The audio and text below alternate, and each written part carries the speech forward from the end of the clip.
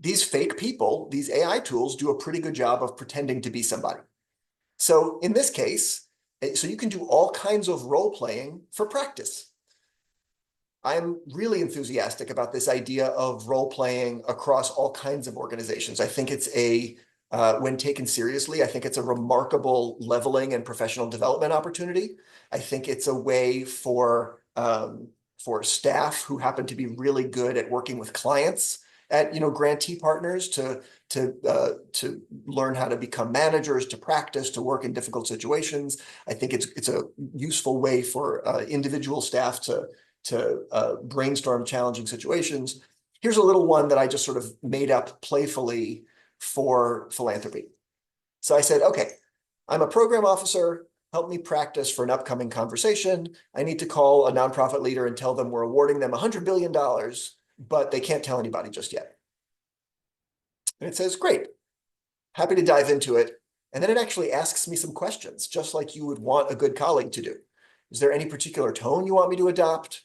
Any particular aspects you want me to emphasize? Oh, those are pretty good questions. Okay, sure. Yes, be warm. Let's think about impact and confidentiality. And then it kind of creates this, theatrical phone rings, nonprofit leader picks up. It's pretending to be the nonprofit leader, and I'm pretending to be a program officer. I get to practice.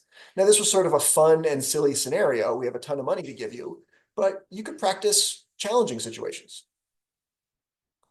And so it's pretending to be this nonprofit leader, laughs in disbelief. Wow, that's so great.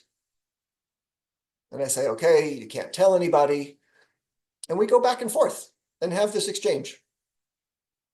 Then I start asking it to start thinking about measurement and evaluation. And then when we end the role play, I actually asked ChatGPT to give me some feedback on how I did. And it gave me some reasonable feedback. So do I think this role play is as good as if the senior vice president of philanthropy was supporting a new program officer? Absolutely not. But I don't know how often we have capacity to do these kinds of things for our staff across complicated organizations with so much going on. And it's certainly interesting to think about what these kinds of role plays can be helpful for when it's 11 o'clock at night, the night before you have a tough conversation with your board chair or a grantee or a colleague, and what might be possible there.